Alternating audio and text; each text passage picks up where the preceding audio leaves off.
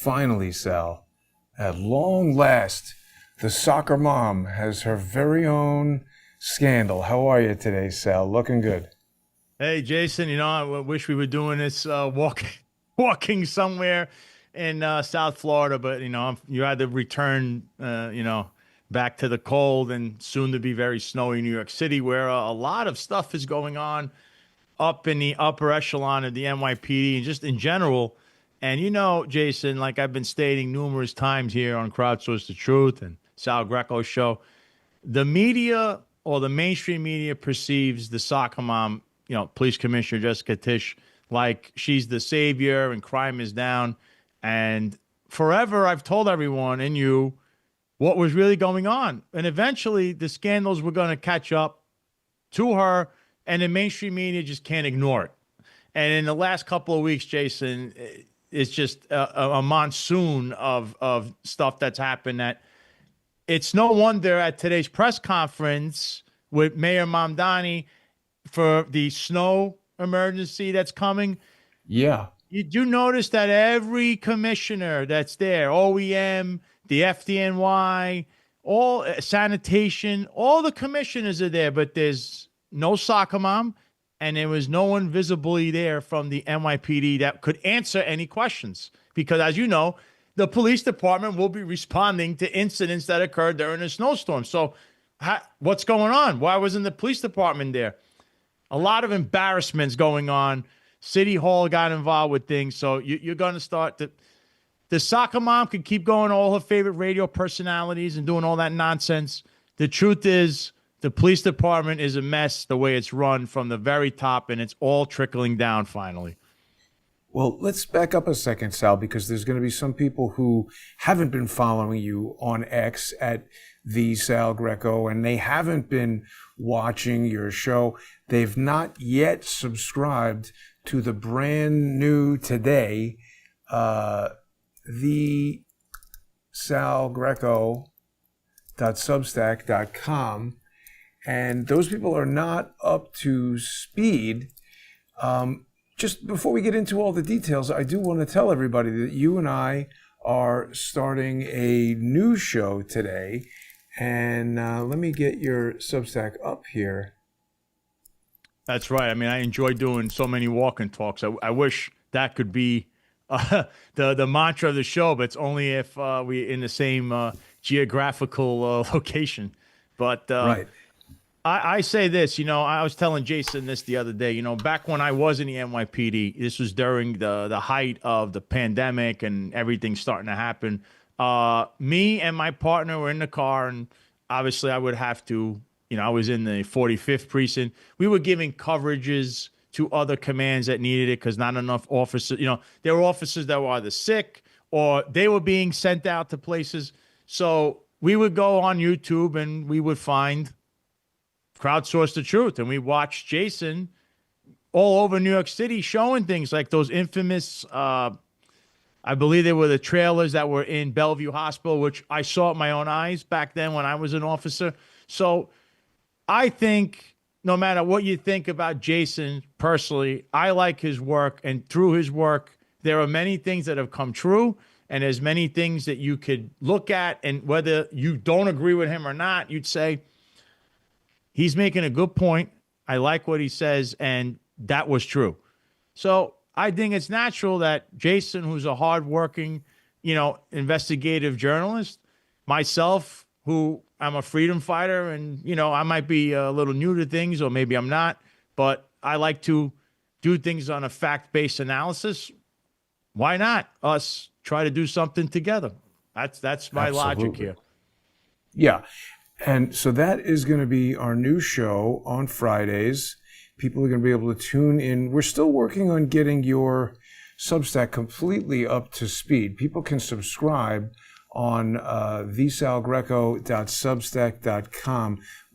This was my fault. You need to have a Stripe account in order for the monetized videos to play.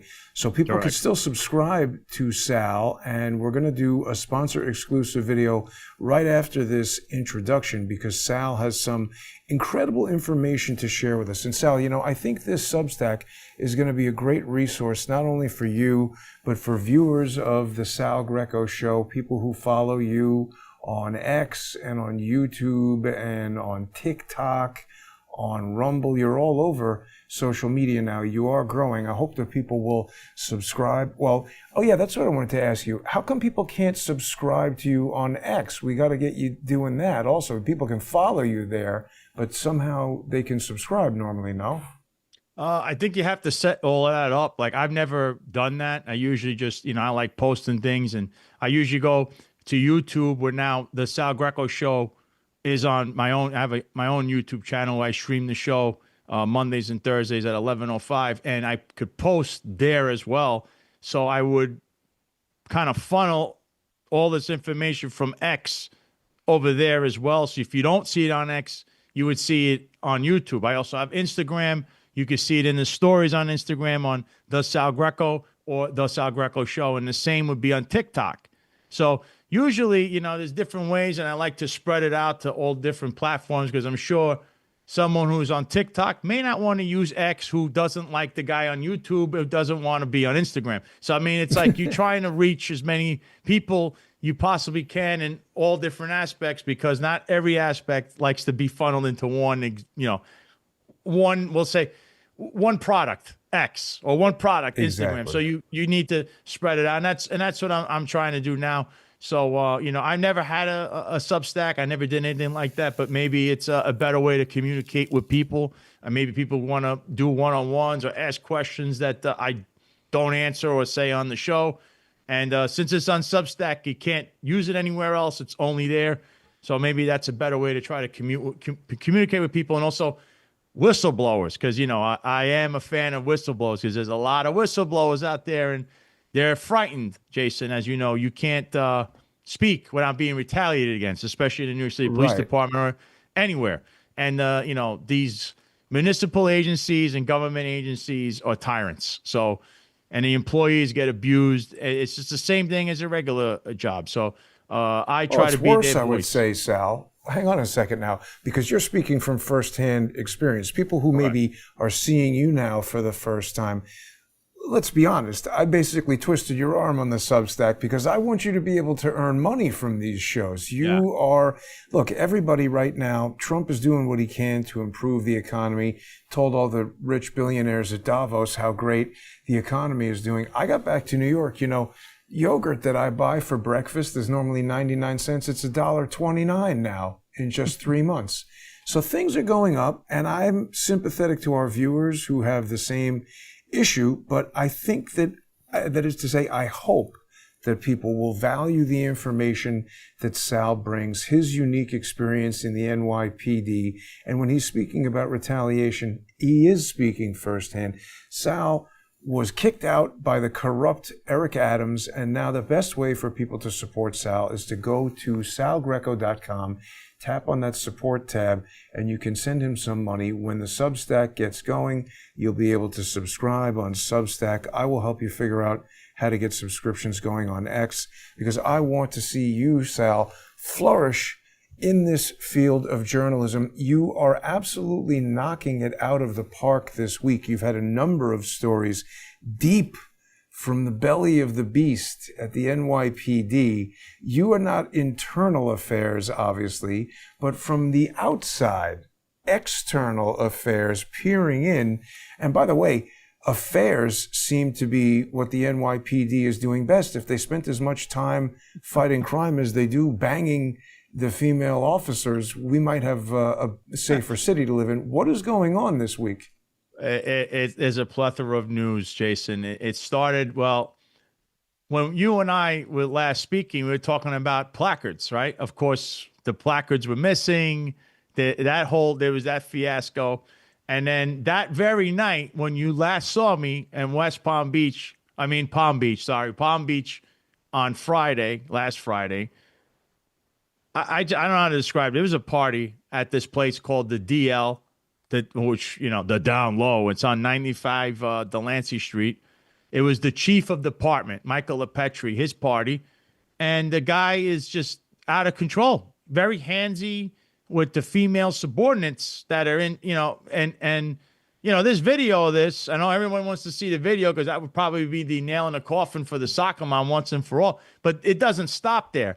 But this incident did occur, and the soccer mom was there and basically told him, grabbed him, and, told him he has to go or left with him.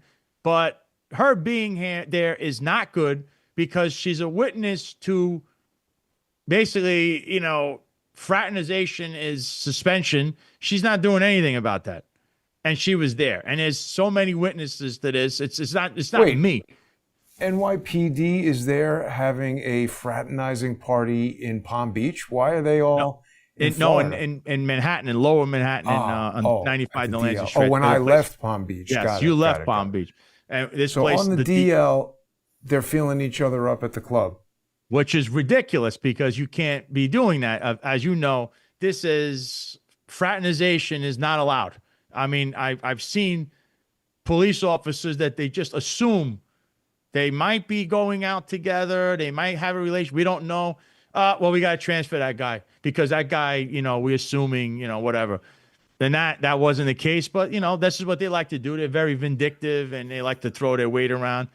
And then we find out about internal affairs. Now, recently I told you, I don't know if I told you about, there's a group there, Group 1. That's the exclusive group that investigates chiefs and lieutenants and anything that's really, really important, and also works with that clown group that was investigating me, saying I was an insurrectionist, Group 24, I believe.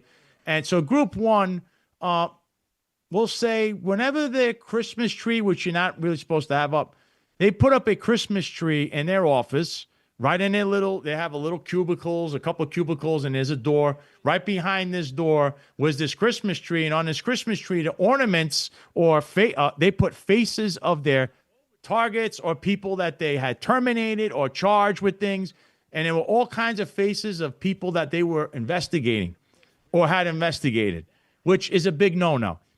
And this picture was in a group chat, in a WhatsApp chat, that ended up landing in the hands of the chief of internal affairs, Edward Thompson, who's a lifer in NYPD. By the way, he was chosen to be in that position by the soccer mom, Jessica Tish. She put him there to replace Miguel Iglesias, who was a consofrito guy and covered up all kinds of mishigas with the deputy commissioner of EEO, Wendy Garcia, Jeffrey Madry, and the whole crew prior. So she handpicked this guy to be the chief of internal affairs. So Group 1, somehow they had this WhatsApp chat. In this chat, there's a picture of this Christmas tree. He didn't like that because obviously you're not supposed to be doing that. He sent it to the soccer mom. And there's also an investigation in Group 1 where the inspector, the former inspector now, the CO, Ficru, was in charge of investigating this Richie Taylor guy who's a community affairs deputy chief that he was saying he was working from home. No one authorized this. He's out in Israel or wherever the hell he's going all over the world, and he's showing up that he's working in the NYPD. I don't know who's authorizing this. So there's so many questions with that guy. So that investigation was basically being tanked by the soccer mom. So Ficru, who was the CO, the commanding officer of Group 1, he ended up leaving, saying, oh, it's because I can't do my job investigating Richie Taylor. When no, it's because of the Christmas tree. He took the fall, Jason, but that wasn't even true because it was someone else in the office that actually put up the tree and these ornaments with all these faces, and they're making fun of everyone and think it's all funny. And fun and games ruining people's lives. Now, wow. What we didn't know is in this office, the chief of internal affairs, Mr. Thompson, who is this hand-picked person from the soccer mom. Prior to being in internal affairs, he was in what's called the sanitation interagency. He was the liaison from the NYPD. It was a little office to the sanitation department, which at the time was Jessica Tish, the soccer mom. She was the commissioner of sanitation. So he was working there, and this detective, this first grader, Joanna Zayas, she was working with him in this agency as well. Now, she made detective or specialist in 2015. She made the second grade in 2022. In 2024, she's the first grade. And there's no, from where we could see, you could look up her history. She was never in an investigative unit in order to get grade, meaning detectives have to be in units. They have to be in precinct detective squads to make grade.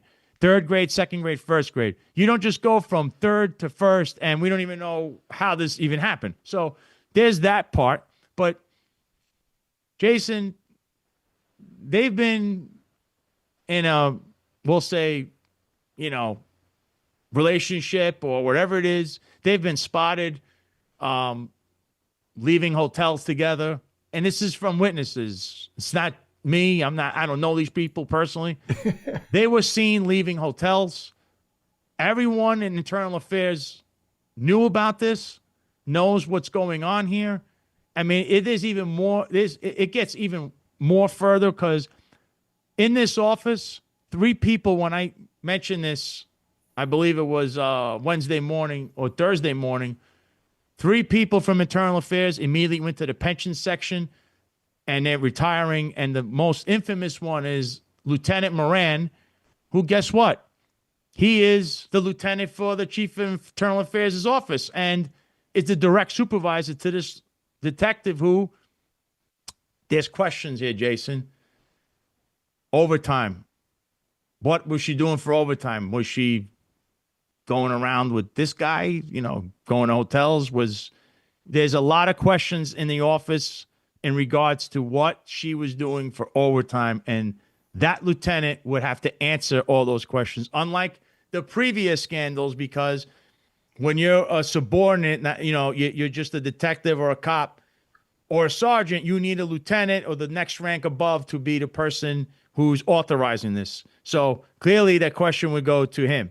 Or, I don't know, maybe he saw something that he didn't like, or they're trying to get ahead of the storm that's coming, because these are the questions that are going to come. Jason, but hey, Sal, hang on one second, because this sounds a lot like what was going on with Jeffrey Madry. Wasn't Correct. He also having some sort of sexual relationship with a female officer who he was giving overtime to? Forget about it. There's many. One that he was clearly, if it's not even abuse, it's you do what I say or else kind of, it's almost like when you're victimized under something and these people, they're under your thumb, it's over. So he had one person under his thumb, and he had a whole bunch of other women all over the place. The guy is just known for this as the chief of department. But here you have the chief of internal affairs, the hand-picked chief for this unit, having his, quote unquote, girlfriend, friend, whatever. This is a fraternization that shouldn't happen in his office that everyone knows is open. Everybody knows about it, and nobody says a word because they're afraid of being retaliated against, because you know what happens when you speak out, as we've seen, over and over again. But that's not where this ends, Jason, because his executive officer, Mr. Bartholomew, he is having fraternization with a principal in internal affairs, a civilian. So you got the guy running the place with his piece there, running around, driving him, God knows what, no one's asking any questions. And then his executive, the other chief, his underneath and his second in command, he's doing the same thing with the principal. So you got a brothel running out of internal affairs, what it looks like. And the soccer mom who's supposed to say, I have this under control, that I'm the savior, I'm this, she never came from the culture. And the other question here would be, Jason, does she know anything of what is transpired? Was this transpiring underneath their nose? Was she just playing, the blind eye? There's a lot of questions here, but she this time has to answer for it, because these are her hand-picked people in this unit. And it's disgraceful. This is internal affairs. These are the people, Jason, they're the ones doing value judgments on an officer. They're the ones that take these investigations and decide, yes, no, I'm going to investigate this person, or I could destroy them. And look at what they're doing. You can't be judging others when you're living in a glass house. Or you Right. might have people in your glass house that shouldn't be there, but that's what's going on.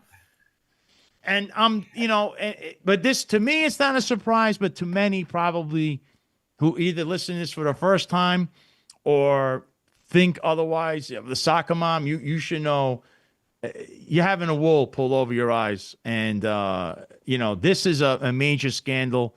And I understand now, as of this morning, City Hall is now aware of these allegations and is looking into the whole entire situation because, again, this makes the mayor look like what I've said. He's a novice. He doesn't know what's going on. We saw his press conference. Clearly, someone's missing there, right? Yeah. The soccer mom is not there at all. I mean, frankly, they're all novices. This is what happens when people who are in charge have no idea what they're doing. The soccer mom is a soccer mom because perhaps she's well suited to driving a bunch of people to a soccer game, but that's about it. We should add, this is an artificial intelligence image. This is not surveillance footage of, Mr. Thompson and Zariah. This is just something I made up to illustrate the idea. But as you said, there are eyewitnesses to this fraternization. And Sal, you got jammed up by internal affairs. Didn't you tell me that they were like surveilling you or something like that? Yeah, to the point of what happened to me with their obsession, which we see that there's obsessions with people. They vindictive people. When you're out and you're saying, I have to, show me the man, I show you the crime. That's what they were trying to do with me. Obviously, they had me wrapped up saying, you're Roger Stone's bodyguard, blah, blah, blah, blah. There's no evidence of this. There's no money being taken. They don't care what I said. They don't care that there's no evidence. They got to create evidence of something. So they would follow me around, Jace. They sent a guy to follow me around at least 4 times. This guy documented it. And one of those times, unfortunately, was the time I left my home at the time when I lived in Staten Island to go to Pennsylvania. On the final day, I would end up being the final day of my father's life, who ended up passing away in the hospital from brain cancer at a time when there's a pandemic. You can't go in there. Oh, my God, you need a mask. Oh, no, who are you? Spread this. Go wash your hands. You couldn't even see my father, who's in his last hours. And outside the window, there's this stooge in internal affairs in his car. Follow me for what? And in the paperwork, it said, because I might attempt to go see or speak to Roger Stone. I had to work that night. Pennsylvania was less than an hour away from my home, and my father is dying. I'm not driving to Florida to come back to work. I'll never even make it. For the ridiculous stuff that these people are doing. These are vindictive, hypocritical people. There's people you need to investigate, and now you need to question that too, because you can't have these kind of people doing investigations on police officers thinking they're high and mighty when you look at them and we're saying to ourselves, Jason, what the hell's going on? It's a public safety issue as well, because you have all kind of fraternization going on underneath the soccer mom who said, I'm here to clean up the police department. Remember, she didn't even want to discuss anything. She didn't want to discuss anything that happened prior to her arrival. Like she's above it all. No, you're not. You're actually letting it continue and are involved in one instance with your chief of department. But hang on a second, Sal, because you just said something important. They're following you. They're admitting that the reason that they're following you is that you might go see Roger Stone. Like, what is he, the kingpin of crime, sitting up there ready to bomb the city? I mean, so what if you went to see Roger Stone? I mean, you've got Letitia James hanging out and smiling with what's his name, Rodriguez. Jimmy Rodriguez, the mob associate, self-admitted criminal. Yeah. They're not investigating that. No, they're not. They're not. They won't, because he was, there's a problem here. It's like a party atmosphere. It's been going on in the culture for a long time. When I was a police officer, I never partied with I did not want to be around other police officers doing anything. No bars, no drinking, none of that. And that's why some people like that I was like that. Some people hated me because I'm not part of their crew or whatever. I'm not Joe Cop. I'm not the locker room guy. I came there. I want to do a job. That's it. The job is policing, right? Either you got to write people a summons, you got to try to save the day. Maybe you're going to correct their condition. Maybe you go to their store and make them feel good because there's people harassing them. This is what we're worried about. I'm not worried about internal nonsense. There's all kinds of Joe Cop talk. I don't care for that stuff. I care about changing You know how you change the culture? By putting it on blast and forcing them to deal with things and changing the way they run things. Because as you know, going back to the Dutch rattle watchers, and then later on in the spoil system, the merit-based system, all of this stuff, which is spoil system, what they use, and the civil service system, it's all being abused. They abuse the spoil system, which is what they're doing right now, as of right now, this very minute. And this should be something every cop, no matter, whether you want to think about this stuff or not, this all affects you. It all affects you, because how do you go to work? You go to work and you got to worry about, you do your job, you're doing the right thing, and then, I don't know, you come in 2 minutes late. This woman has transferred people for the last year for coming to work like 5 minutes late. Maybe you were driving into the detail. They had this whole thing in the summer. They were sending cops to different details. It's very hard for somebody who lives in the Bronx to, let's say, go all the way to, I don't know, Staten Island for something, but you want to send these people there, and then they get there not at that time because you need a vehicle to go, which is an NYPD vehicle. There's traffic. Nah, I'm going to transfer them because I can. Like, this is the kind of stuff that went on. And then you look at what they're doing and go, how is this fair? This is anything but fair. You're living under an oppression. It's the oppression going on in the upper ranks of the NYPD. And, I understand people, she's doing a great job. And I know they want to play the religious card, the race card, all this nonsense like you were doing. I thought the city, I didn't forget that they were saying the city's going to be under Sharia law under this mayor. I haven't seen anything like that. So remember that one? That was running around for months, that little narrative. What do we have here?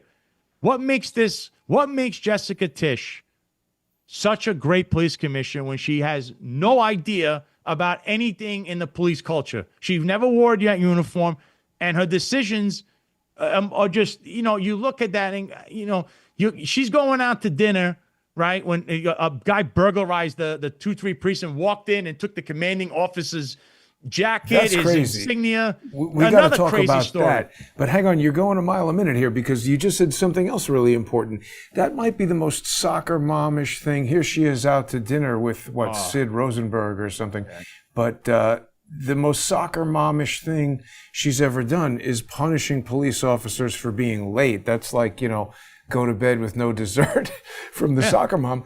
But when there's all this like real department violation stuff, she's not doing anything. I mean, punishing somebody for being late is like kindergarten level stuff. This is stuff that, it's not even, you won't even want to admonish someone. They tell you what happened. Okay. All right. Then you just go back to where it is. So what? You're missing one guy, or one guy makes 5 minutes more overtime. Things happen. You expect the unexpected. In New York City, especially in New York, traffic, you're going, like you just said, people might not realize it. The Bronx to Staten Island could take 45 minutes, could take an hour and a half. You don't know. It could be a lot more than that, depending. Let's talk about this, because this was crazy. Well, sorry, this is not the same one. This is a guy is escaping and nobody knows. And then you also had somebody broke in and stole police uniforms. Yeah, this is one. It's like a 1-2 punch. That incident in the 7-8 precinct that was a juvenile. And I know this precinct very well, Jason. If anyone's followed my career, you see some of the awards behind me. I was a DWI specialist. That's what I did. I even in the precinct, I had a lot of DWI arrests. In fact, at one point, I was the number one guy for 2 years in a row as far as DWI arrests for the entire department in the city. So I know the 7-8 well because that is where the IDTU room is, which is the intoxicated driving testing unit. That's the room. You would go there. We got to turn the camera on, and I got to offer you the breath test and all the coordination tests in that room. So the 7-8, that was like my home away from home. And right down the street is the courthouse, my other home away from home. Because no matter where I was assigned, Coney Island, Crown Heights, Manhattan, that was where I was with all the arrests. The majority were in Brooklyn South, and then a lot of them were also in Manhattan. But that precinct, I know, when you walk in, first of all, I could tell you from that video, you walk in, there's a little gated area.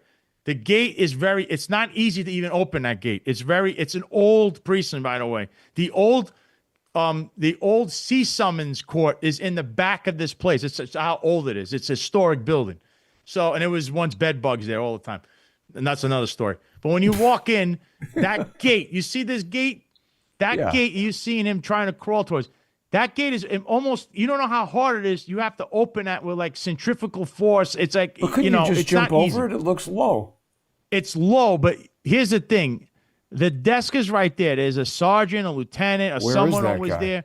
And there's a TS operator to his left, which would be his right there. Now, that officer you see come running out, all right? That hallway, that is the way to the, we call it a muster area, or, it's another area there. That blue room you're seeing, right there. Actually, that's one of the offices, but that blue room is the juvenile room. And what you do is when you have a juvenile, you have to keep them handcuffed to the rail at all times. At all times, and have somebody watching them. You have to. But what happened here? I don't care who it is. Someone has to watch this person. If it's the damn guy on the desk, the sergeant. To the right of that room is the 124 room, which is where there's a lot of computers. There's civilians working, doing paperwork. You could go in there as a cop and do your paperwork. But the juvenile room also has a desk and a computer. So you could watch the juvenile as you do paperwork or talk to them, whatever. And you await whoever it is. They got to go to Spofford. Their parents are picking up, whatever it is.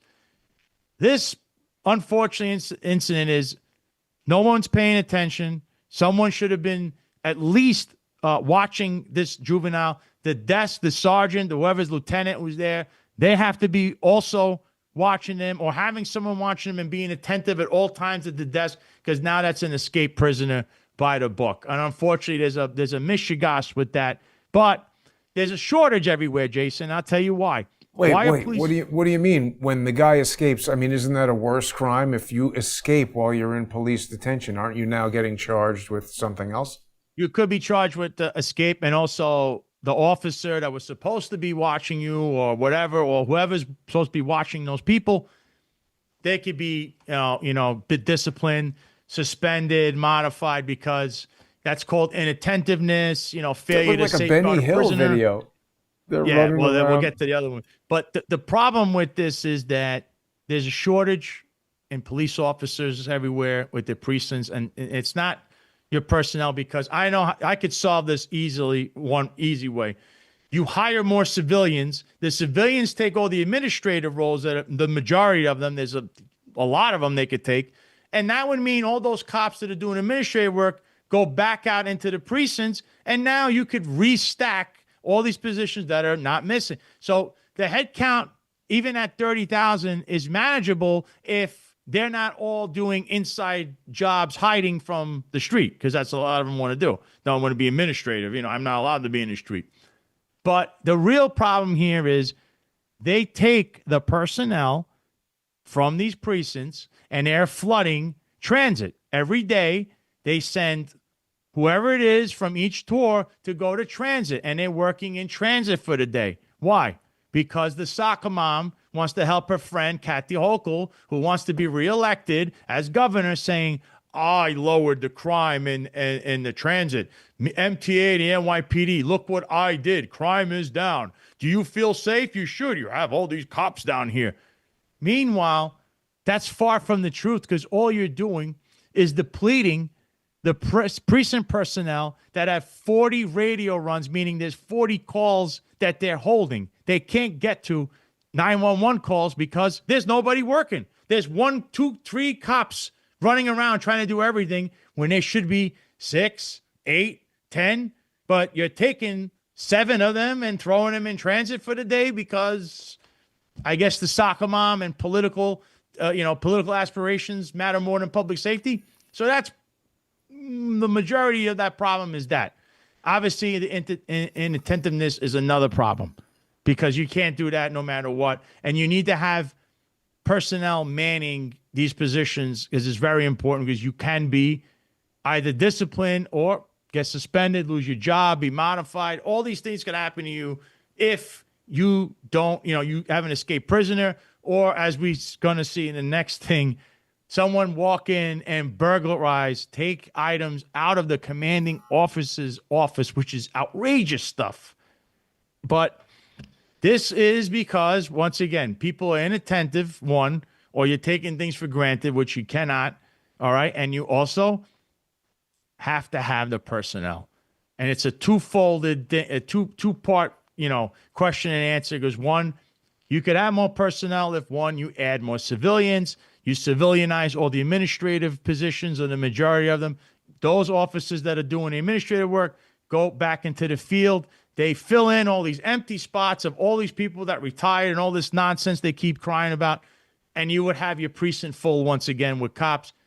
And on the other end, okay, if you don't have the personnel, you're not being attentive, you need to at least notify the borough, which, if, let's say Brooklyn South, 7-8, that precinct should have called Brooklyn South.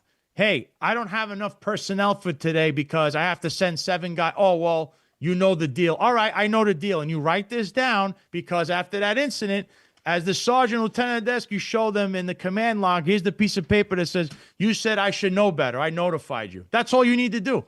And I would hope that that's what's going on, because that could kind of save certain people. But this one, it's also failure to secure your gear, which they teach us in the police academy. Secure your gear. That's what they tell you. Why? Because all that stuff that perp walked out with and was passed out in NYCHA in one of those buildings with, that stuff should have been in a locker. I don't care, you're commanding officer. You know better. Because Sal, could happen. Isn't this one of the most embarrassing and stupid possible things to happen? It makes the entire NYPD look incompetent that some dunce walks in off the street, steals the uniforms. I mean, it's like out of a movie. He's going to dress up like a cop and go start doing what? Well, he once tried to take an ESU truck in the past. This guy, Matthew Williams? Yeah, the same guy that walked out with the commanding officer's sweater also tried to, commandeer an ESU truck at one point. I mean, he's not all there, but at the same time, you can't, that incident cannot happen. It cannot happen. That's telling the public, and it is a public safety problem, because what you're saying is, I can't even protect my own building. What makes you think I'm going to protect you or your family? That's what that's telling a New York City resident, And again, Mr. Mamdani, I mean, you're the mayor. You're no longer some guy running for office. I still see him with the word salads. You are now the mayor and have to make executive decisions as the CEO of the largest corporation in America, like the swagger man with no plan used to say. That's you now. You're the mayor of New York City. This is outrageous stuff. I'm sure crazy stuff happens all over the United States and all over the world, but you've had a bunch of incidents now up until this morning. You line these up and you say to yourself, what the hell's going on over there? Because you pride yourself on being elite and you're the best and the greatest and the strongest. And you're anything but that. You show weakness, ineptitude, incompetence. And then you just go on TV and then you have disgraced former chiefs run out there throwing what? They're trying to throw shade on things and everything is great when they were part of the problem or still kind of in the mix, in the shadows. That, I've never seen anything like this. If this was a company, to the bar and feel up their coworkers. This is all the stuff the guy stole, right? Look at this. There's a lot of equipment. Yeah, and what are these challenge coins? Are these like Kaz Daughtry parking placards? I could use one of those. Maybe I'd call this guy. This is bad. He took and sing. I mean, this is embarrassing that this would even happen. It's embarrassing. It's laughable, but embarrassing. And it shows that when things happen at night, you don't have enough personnel, you're not paying attention, something like this can occur. And it's just embarrassing. And it shows that very night that happened, Jason, the soccer mom was having dinner with one of those, your favorite media personality there, right? And one of the two unidentified people, we know who it is. We know exactly who it is. And by the way, tell that person to return their plaque and their parking plaque, because that's actually a crime. Why didn't they do a 61 report for that placard that gentleman still has for his car? Mr. Big Mouth. So, Mr. Tough Guy getting sued everywhere. How do you like that Dr. Phil documentary? You saw that one too, Jason, right? They're getting sued for that one. There was a kickback with that. I mean, it's ridiculous stuff that these clowns were doing. It's just like, they're so stupid that they put this on. So where did this come from? Soccer Mom Instagram, or why is she doing that? So this is the night they're robbing all this stuff from the 23rd precinct. She's out to dinner with this guy. She's out to dinner with him, and I'm telling you, one of the unidentified people that they didn't want to say was there is a former disgraced chief that was there, who has in possession of a parking placard still, by the way. So just so people understand, that this is like, it's just infuriating. You got to think, I speak to a lot of people that they feel hopeless on this job. They're not chiefs. They're not, they're hardworking. The regular cop you're going to see on that corner, which was once me, right? A long time ago, that was me, right?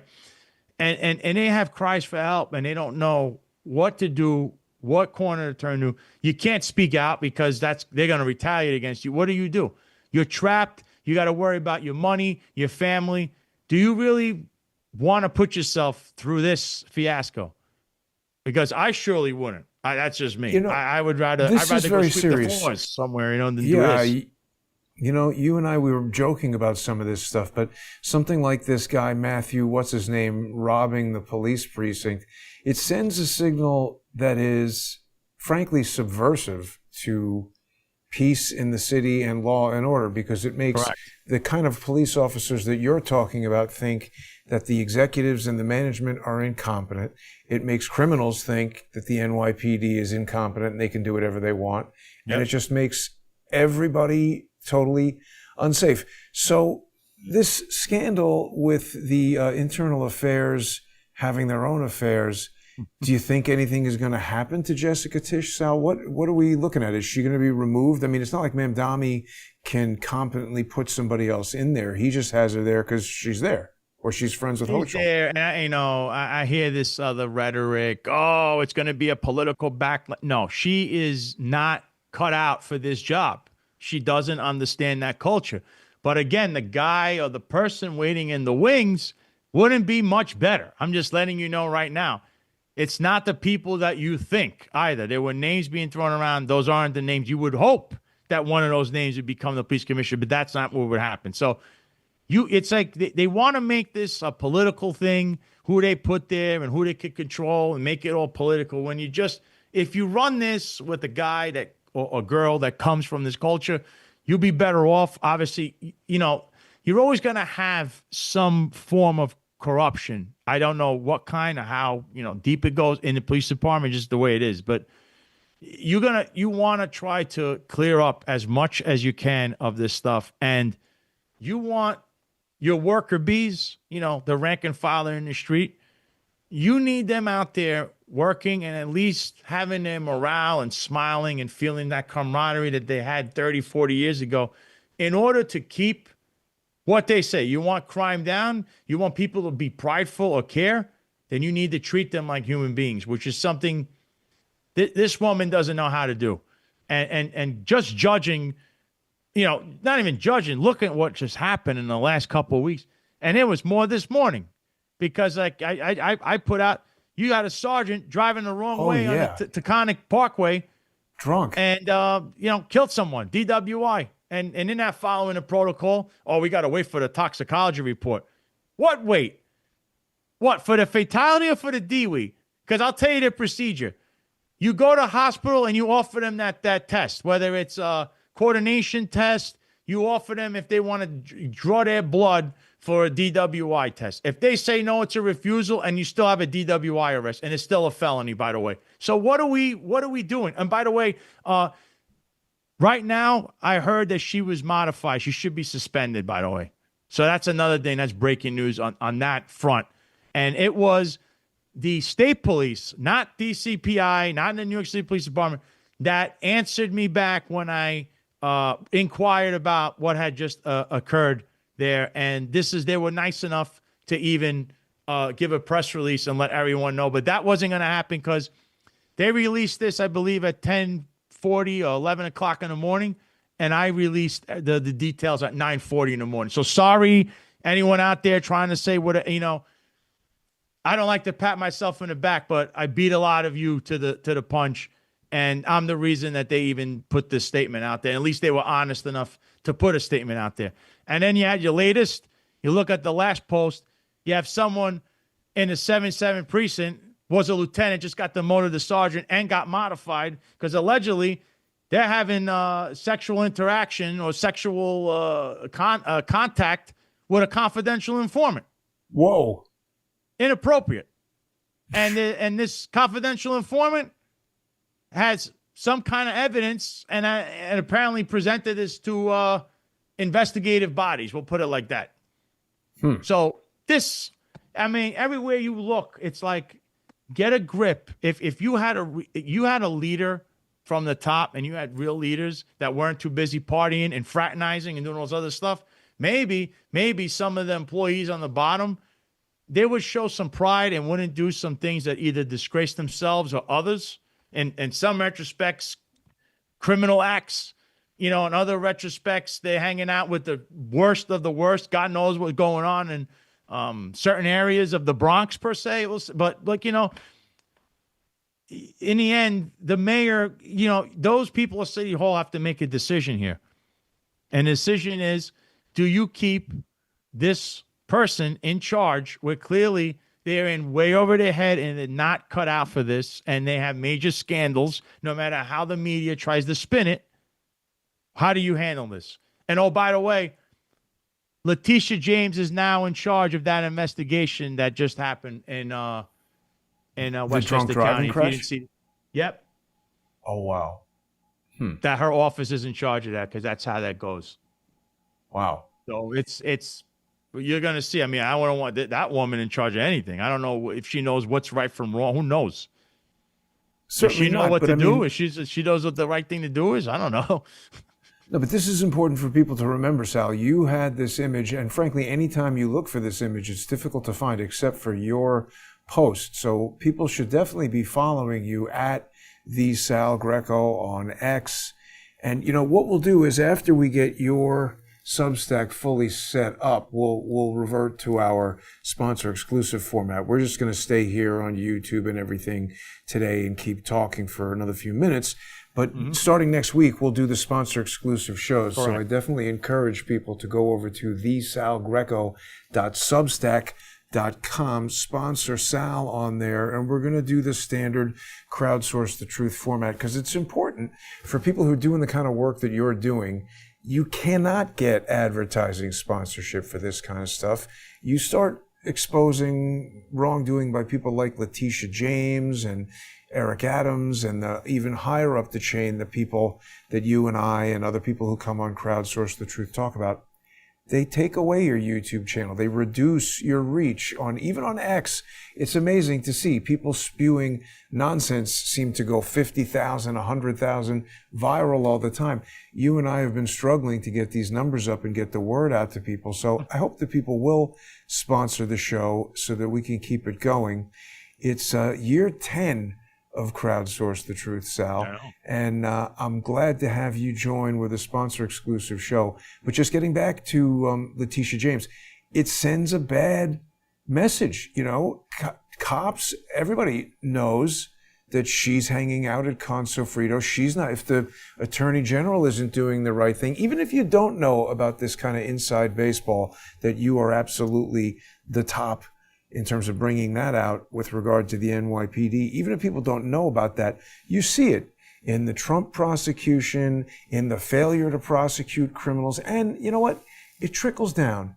Rudy Giuliani and the dearly departed Commissioner Carrick, they had a broken windows policy where, if all of these jackasses riding their bicycles on the sidewalk knew they were going to get their skulls cracked for doing that, it wouldn't progress. I'll ride my bicycle, no one's going to do anything. I'll punch an old lady in the head, nobody's going to do anything. I'll steal a lieutenant's uniform from the police precinct, nobody's going to do anything. We're baby stepping up to terrorism. Somebody dresses up like a cop, you could induce somebody to do all kinds of things. Yeah, there's got to be a way to do it. You can't be too heavy-handed, and you can't be so lenient. You got to find the happy medium. There was a lot of times I let a lot of people go. You'd be surprised because, you see my record and go, wow, this guy in the job on the NYPD, they would tell me, you're a hammer. But yeah, you're a hammer to a certain degree because you always end up finding that one guy that was drunk, or the 5 kids that shouldn't be hanging out in the park, or the guy had a gravity knife. Things like that always occurred. But you can't be so heavy-handed because you're going to encounter in the thousands, if not hundreds of thousands in your career. And people also they need a break in life too. And if they get that break, that could change their life too.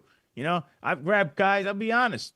They might have had a little, they had a joint. They were smoking marijuana. Instead, I snuck up on them and saw them, and they knew what could happen. And I says, you throw that away or whatever. And I would see this guy in the neighborhood, and he's like, every time he shake my hand, he goes, I swear, I got a job. I do this now. Like, I'm not doing anything anymore. You like things like that because that means you're having a positive impression. People think that I focus on negative things, right? Instead, that's not what I want to do. I want to bring out the best in people, not the worst. It's the worst kind of people that you need to shine a light on because either they change their ways or forever are held accountable for just being a dark soul. Like Eric Adams said, you're a dark, sick person. If you're a dark, sick person, you need to be held accountable, right? I don't want to focus on what's negative, but what's corrupt and what hurts people, that's what needs to be highlighted long before. And we could pat people on the back all day and have this whole party. He's great. That one's great. Yeah, we get like baseball. Mickey Mantle was great. Joe DiMaggio was great. Tom Seaver was great. Yeah, but the Mets just traded away someone that was, that's a horrible move. That's going to really hurt us. Like, I focus on, you have to, if you're going to change this culture from inside, especially from inside, you got to change it from the bottom up. In this instance, it's the bottom, it's the top that has now become a cesspool. And it's all like drowning, it's coming down from the roof down. That has to change because that's the real problem. Speaking of that, Sal, a lot of people want to hear your opinion. You posted about this. This guy, Michael Fanone, he was Metro PD, Washington, D.C., not U.S. Capitol Police. What did you think about this? His behavior, his presentation in the congressional hearing yesterday? Pretty disgraceful, I thought. Listen, this guy's a disgrace to the badge. He's also a disgrace to my people, Italians. I don't know who this guy is. I never saw him, but he's a liar. He perjured himself numerous times, and people trying to. It's funny how certain people, whether they're Democrats or Congress people, but usually on the Democrat side, they happen to love those two guys for one day of work, but they demonize every police officer in the country every single day for before and after that certain day. And look, I don't like what I saw that day, but there's a lot of factors that happened that led up to that and was going on as this happened. And as much as we could blame Joe or John or Officer Jane and Officer Jack and Federal Agent, everything that happened, you should learn from that and move on. I'm not saying we need to forget about what happened and all that stuff. But, this guy has been living on one day thing that happened for 5-6 years now. Well, he's friends with Robert De Niro now. I have questions about this guy. There's another image of a person walking with a Confederate flag who looks exactly like him. Additionally, I don't want to get into, look, I'll do it. People know I don't like Ivan Raiklin. He has done, this is not me watching him on podcasts and deciding I don't like him. I attempted to hire him as my attorney, and he violated attorney-client privilege in a deliberate effort to get me put in jail, to violate a restraining order that was wrongfully brought against me. And I have my questions about his integrity. I have a lot of questions about what happened on January 6th. I think January 6th was a big, gigantic trap set up to jam up people like you, Sal, and it has jammed you up, even though you didn't do anything wrong. And so I didn't when even I go. see this, The first right. time you see me at the Capitol will be the next time you see me at the Capitol will be the first time I was ever there. I've never been there. But just in terms of being in Washington, D.C. on the day, they still tried to jam you up. The whole thing was a big incident and I have reason to believe that Ivan Raiklan was part of the jam up. You know what? When I saw this, them fighting and this Fanone guy cursing at him and giving him the finger. I mean, how this guy does not have the proper disposition to be a police officer if he can't even wait until he walks outside of this room to scream and yell at Ivan Raiklan. I mean, what kind of a lack of control? How did this person ever become a police officer unless, and this is what made me think of you, this is WWE right here. So I'm going to rip you in half, meatball, you know, and then they're going out for lunch after this. Yeah. And, you know, I got to say this, though. I do know Ivan. I've interacted with Ivan. I've been at events with Ivan. I like the guy. I just, you know, I'm not best friends with him, but I do have interacted with the guy. I don't know all of his work. I mean, some of the things I read, I got lost to some of the things he would post, but that guy, Fanone, doing that, listen, it does look like it is a WWE moment, but again, it's very unprofessional as well. You could just wait to do that outside of the halls of in the Capitol. You don't do that. You don't do that inside. You know, he should know better. But he says he was a cop. Just because you work there doesn't mean you were a cop. Right. If you know what I mean. Ask Dan Bongino that question. And this guy falls under the same manner. I mean, he called. What did he call? He was cursing at my friend who was a reporter. You know, I wonder how you treated people that you arrested. I really wonder how you did that, because you definitely seem like you're a couple of sandwiches short of a picnic. I'm not just I'm just seeing from afar. Anytime you've been either asked something, you know, I understand people fly off the handle too. I mean, if you ask me the same thing probably 20 straight times in a row, I might finally go, okay, enough. But he does that almost right away. So that's an anger management issue, which some cops developed it, but at the same time, was he doing this during his career? You know, that's what I'm saying. I mean, these guys in Congress love to glorify these two gentlemen as if they were, you know, cops of the century. I think one guy, I don't even know what he did, the other guy. There might have been 2 zeros for all I know when working. But, you know, they glorify these two people for one day, less than 24 hours worth of any kind of work, if there was any that they did. Yet they demonize everybody who's working out there, including ICE, whether you like them or not. You know, they do a service, whether you like it or not. But they're being demonized right now because of one incident that occurred, when you should just narrow it down. Leadership has to take a bigger, stronger role. Kristi Noem, I'm sorry. You know, I don't know what this woman's doing as head of Homeland Security, because she certainly doesn't have any answers. And she's the federal soccer mom. Yeah, she might be the soccer mom of the federal agency, because she has no clue what's going on with Homeland Security, and that's what's leading to a lot of this stuff. You have people that are not trained properly, don't know the tactics, and then you see what happens out there. They don't even know the Constitution, the laws. They're just telling these guys, go out there and do this. You know, this is what happens. And again, it's the leadership. And I don't know, you want to blame Trump. I don't know how far this goes. I mean, Trump has no idea about law enforcement stuff, but I'm sure that he is like a manager being told by some trusted people in the administration, we have this under control, Mr. President. And they run around and do rogue things like you're seeing right now. Some of that stuff in Minnesota is not good, what they're doing. They know it's wrong, but they're going to tell these guys to do it anyway, because who's going to stop them? I'm the federal government. And this is what people have to be worried, because you and I agree that a smaller government is better. These guys love to make things bigger. I like to make things smaller. But, you know, that's where we have differences of opinion, I guess, with other people. And then they'll try to come with their favorite trollers or whoever it is, who's ever next, to try to say Jason's this and Sal is that and all that. Well, nonsense. And just I don't want to put words in your mouth or set you on some side of an Ivan Raiklan beef, but I do want to defend what I was saying about him. I don't know if you've seen this clip. This was at the second Butler, Pennsylvania rally. Let me just play this for you real quick. Here we've got traitorous asshole Ivan Rakelin. Hey, what's going on, Jason? How are you, Ivan? You're not going to mention something that would cause me to submit a bar complaint, are you? No. Why did you do that? Why are you still dwelling on it? Because you tried to get me put in jail. No, I didn't. No? Why That's did what you try think. to violate a court order? I tried to retain you as my attorney. You learned everything about the case. You can continue and to then you dwell on stuff that deliberately is tried important to to violate you, a court and you order. can go completely Why did you do that? nutso Why did you and lose deliberately your cool. try? I'm not losing You're my cool. very intellectually sound. Why and you did do you good work, deliberately but you get try so to emotionally violate? unstable. Just answer the question. And you try to escalate and escalate Let's answer the unnecessarily. question, Ivan. So Why? if you want to continue to go down that path, you can do that without me standing next to you. Why did you I offer it deliberately up try to to you. violate a court Okay. order that would have put me in I have jail? a First Ivan? Why Amendment. did you do that?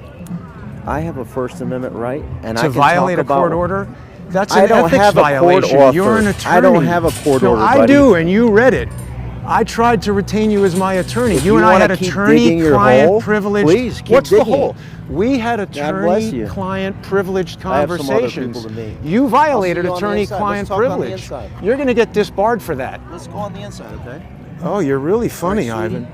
You see that special invitation? That's going to get shoved up your ass, stupid, and you are going to get disbarred. The reason I wanted to play that, Sal, not only because I find it incredibly humorous, but it's taken on new meaning after what we saw yesterday, because I do think that Ivan has training. He was a Green Beret, and I do think he has training in kind of like psychological operations. He was saying to Fanon, notice how I'm maintaining my composure and you're going crazy. He was trying to do the same thing to me, but it wasn't working. I turned it around on him. As soon as he said, I have a First Amendment right, that's where he slipped up. Notice he didn't deny violating attorney-client privilege. He tried to make an excuse for it, saying that he had a First Amendment right. What he did specifically was, when he knew he was on a live stream with me, he mentioned Nina Jankowicz's name after what I allege is an unconstitutional restraining order was placed against me. I say it's unconstitutional because it said handwritten notes from the judge that were added after the spoken order and the written order in court. She hand wrote on there, not even allowed by a third party to mention Nina Jankowicz. Not allowed to mention her.